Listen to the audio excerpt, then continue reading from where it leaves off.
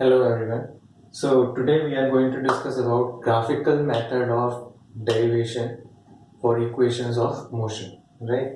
Equation of motion को कैसे graphical method के थ्रू हम derive कर सकते हैं देखते हैं.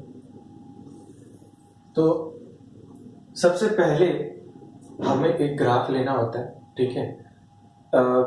देखिए ध्यान से देखिए, इस चीज को बहुत इंपॉर्टेंट है. ग्राफिकली डेरिवेशन बहुत ही ज्यादा इंपॉर्टेंट होता है क्योंकि वो एग्जाम्स में दो तरीके से पूछा जा सकता है, ठीक है. उसके दो फायदे भी हो सकते हैं एग्जामिनर को, इसीलिए वो पूछता है. पहली बात, बच्चे को ग्राफ की नॉलेज है कि नहीं वो पता चल जाता है. दूसरा, पूरे उसके कंसेप्ट इक्वेशन से रिलेटेड क्लियर है कि नहीं वो भी पता चल जाता है. तो इसीलिए ये क्वेश्चन आना बहुत ही ज्यादा प्रोमिनेंट हो जाता है एग्जाम के अंदर, ठीक है. तो इसलिए इसको समझते हैं. आपको ये ग्राफ पहले बनाना होगा, ठीक है. इस तरीके का ग्राफ आपको बनाना होगा. आपको इसमें एक स्टेटमेंट भी लिखना होगा. वो स्टेटमेंट क्या होगा मैं आपको बता रहा हूँ ओरली, आप उसको लिख भी सकते हैं, ठीक है. A body starts from speed u, the body starts the journey from speed u and accelerates up to speed v in t time interval. I'll repeat again, ठीक है. A body starts its journey from speed u and accelerates up to speed v in t time interval. बस इतना आपको लिख लेना है. And the graph is shown below, ठीक है. फिर आप उसके बाद ग्राफ बना दें, ठीक है. एंड हम आगे का प्रोसीजर अब समझना शुरू करते हैं, ठीक है. ऐसा बोला गया है स्टेटमेंट में, हमने बोला है कि शुरुआत में उसकी स्पीड u थी एंड बाद में इसकी स्पीड v हो गई. इसने इस दौरान कुछ एक्सेलरेशन रखा है, कुछ वो हमें नहीं पता, वो हम फाइंड आउट करेंगे. एंड इस स्पीड इंक्रीज होने के दौरान जो टाइम लगा वो t लगा, ये हमें दिया गया. ये ग्राफ सिर्फ इतना सा ही है, ये स्ट्रेट लाइन ही ग्राफ है. ये डॉटेड लाइन सिर्फ और सिर्फ फिगर दिखाने के लिए बनाई गई है, जिससे कि क्या दिख रहा है आपको, ट्राइंगल दिख रहा है, रेक्टेंगल दिख रहा है, ट्रेपीजियम दिख रहा है. ये सिर्फ डॉटेड लाइन उसके लिए होती है, वरना ये ग्राफ पूरा साफ है इतना. इस तरीके से ये ग्राफ है, इतना साफ है ये ग्राफ, ठीक है. बट हम डॉटेड लाइंस के थ्रू क्या होता है ये दिखाते हैं कि शेप क्या बन रहा है, इसीलिए डॉटेड लाइंस हमेशा रहती हैं, ठीक. आगे बढ़े. अब हमने ये पढ़ा था कि slope of a VT graph, speed time graph जो होता है उसका स्लोप जो होता है एक्सेलरेशन देता है. तो acceleration is equal to slope माने ढलान. ध्यान दीजिएगा, स्लोप माने ढलान. ये ढलान यहां से शुरू होती है और यहां खत्म होती है. इस एरिया में है ये ढलान. तो इस एरिया के लिए परपेंडिकुलर हुआ ये, यहां से लेकर यहां तक ये पूरा. अब मैं अच्छी तरह जानता हूं कि ये पूरा v है और ये छोटा u है, तो क्या ये बचा वाला हिस्सा जो है ये v माइनस यू होता है, ठीक. तो ऊपर जो है परपेंडिकुलर की जगह लिखा v माइनस यू.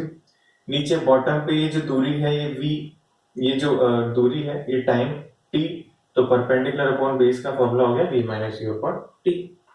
अब इसको क्रॉस मल्टीप्लाई करता हूं तो मेरी फर्स्ट इक्वेशन यहाँ पे साफ साफ दिखती है मुझे, that is v equal to u plus at. Answer आ गया, फिनिश. इतना ही सिंपल है.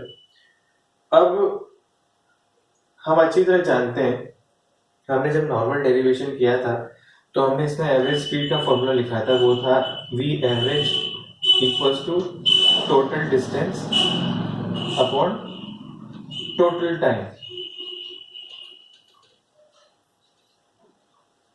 ऐसा अपन ने लिखा था, ठीक है. और इसके आगे फिर हम लोगों ने अपना डेरिवेशन को भी पढ़ाया था. बट यहाँ पे हमें सब कुछ ग्राफिकली करना है, सब कुछ ग्राफिकली, तो इसको हम नहीं लगा पाएंगे हम. तो फॉर डिस्टेंस, अभी ये तो एक्सेलरेशन आ गया ना, अब हम डिस्टेंस के लिए क्या करें वो हमें सोचना है.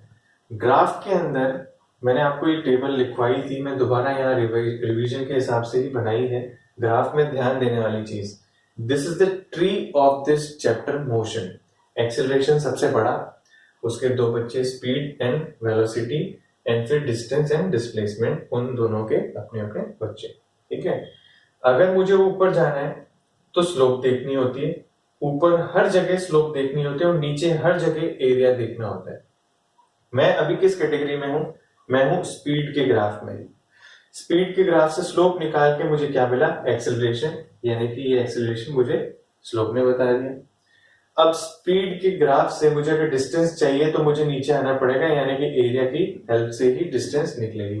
तो यहाँ मुझे एरिया निकालना है। जब आपको एरिया निकालना है तो आपके दिमाग में ये आती है भाई ये ग्राफ ये है, एरिया इसके नीचे का ये पूरा हिस्सा है। इस पूरे हिस्से में मुझे दो फिगर दिख रहे हैं, एक तो ये ट्राइंगल दिख रहा है और एक ही रेक्टेंगल दिख रहा है। तो मैंने डायरेक्ट यहाँ लिख दिया एरिया ऑफ ट्राइंगल भी लूंगा और एरिया ऑफ रेक्टेंगल भी लूंगा, दोनों को जोड़ दूंगा एंड जो भी आएगा आंसर वो डिस्टेंस होगी, फिनिश। इस तरीके से अब ट्राइंगल का फॉर्मूला होता है half into base into height.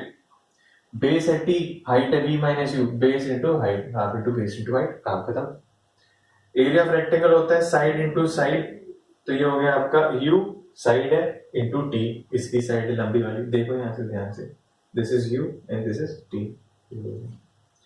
From equation 1 this equation can be write v minus u equals to 80। ध्यान से देख लो, v minus u equals to 80, substitute यहाँ पे किया तो 80 स्क्वायर हो गया यहाँ पे। तो this is your second equation जो आप हमेशा से याद करते हैं ऐसे। अब मुझे थर्ड इक्वेशन फाइंड आउट करनी है, वो भी डिस्टेंस की ही होती है, यानी कि एरिया से तो लेना देना है, इतना तो क्लियर होता है। ठीक, अब एरिया अगर मैं निकालना चाहता हूं तो टोटल एरिया भी तो ले सकता हूं। मैंने अभी इस बार तोड़ तोड़ के लिया, मैं टोटल पूरे फिगर का लूं तो वो ट्रेपीजियम कहलाता है। तो मैंने यहाँ पे अगली बार जो फॉर्मूला लगाया वो किसका लगाया, एरिया ऑफ ट्रेपीजियम का। एरिया ऑफ ट्रेपीजियम में कहता है कि half of sum of parallel sides, एक ये साइड और एक ये साइड, दोनों ही पैरेलल है, ये देखो, half of sum of parallel sides, तो एक इसका और इसका सम, तो v plus u into distance between them, उनके बीच की जो पैरेलल साइड्स के बीच की जो दूरी है वो ये है t, तो इनटू t, ये इसका फॉर्मूला होता है एरिया का। मे भी पॉसिबल आपने मैथ में पढ़ रखा हो, अगर नहीं पढ़ा है तो आपको भी के लिए याद रखना हो, आगे आ सकता है आपके यूज में। ठीक, अब again from first equation we know that t equals to v minus u upon a, तो मैं यहाँ t के लिए सब्स्टिट्यूट करके I'll get that third equation which is very very important for us। ठीक है, derivation is not difficult at all, but ये चीज आपको हमेशा ध्यान रखनी कि आप जब जब ऊपर जाओगे आपको स्लोप देखनी है और जब जब नीचे आओगे तो आपको एरिया देखना है। This is a very important thing. ठीक है, चलो दैट इज इट। एक बार इसको स्क्रीन को स्टिल करके आप दोबारा से चेक करें कहाँ पे प्रॉब्लम है एंड इसकी लिख लिख के आपको प्रैक्टिस करनी है। That is the most important thing. ठीक है, थैंक यू वेरी मच।